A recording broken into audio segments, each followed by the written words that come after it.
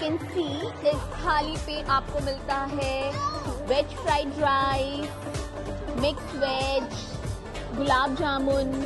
कढ़ाई paneer, dal makhani, papad, raita, salad and lachha paratha, tandoori roti, butter tandoori